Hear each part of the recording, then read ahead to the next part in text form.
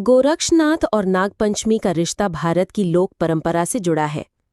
गोरक्षनाथ कौन है? गोरक्षनाथ नाथ संप्रदाय के एक महान सिद्ध योगी माने जाते हैं। वे गुरु मत्स्येंद्र नाथ के शिष्य और नाथ योग परंपरा के सबसे प्रसिद्ध गुरु हैं। गोरक्षनाथ ने हठ योग को लोकप्रिय बनाया और साधना के अनेक रहस्य लोकमान्य किए। नागपंचमी क्या है? नागपंचमी श्रावण मास के शुक्ल पक्ष की पंचमी तिथि को मनाई जाती है। इस दिन नाग देवता की पूजा होती है। ये पर्व वर्षा ऋतु में आता है, जब सर्प भूमि पर अधिक निकलते हैं। लोग नागों को दूध, फूल आदि चढ़ाकर उनसे रक्षा की कामना करते हैं।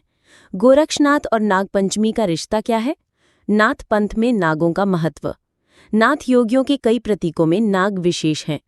योगी अपनी कुंडलिनी शक्ति को नाग से जोड़कर देखते हैं। इसे सर्पिणी शक्ति कहा जाता है। नाथ संप्रदाय में नागों को जागृत ऊर्जा का प्रतीक माना जाता है। गोरक्षनाथ और नाग योग। किंवदंती है कि गोरक्षनाथ ने अपने योग बल से नागों को वश में किया। कुछ जगहों पर कहा जाता है कि उन्होंने नागों को साध कर मानव समाज की रक्षा की। इस कारण नागपंचमी के दिन कुछ जगहों पर गोरक्षनाथ की भी पूजा होती है। लोक मान्यताएं। कई स्थानों पर नागपंचमी के मेले में नाथ योगियों के अखाड़े और जुलूस निकलते हैं। महाराष्ट्र, उत्तर भारत और नेपाल में गोरखनाथ मठों में नागपंचमी पर्व विशेष मान्यता रखता है। प्रतीकात्मक अर्थ।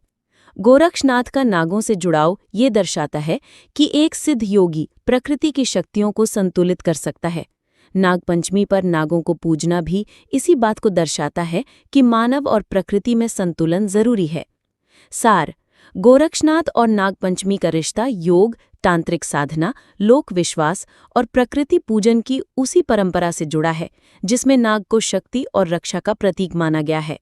नाथ संप्रदाय में नाग उपासना आंतरिक ऊर्जा साधना से भी जुड़ी है।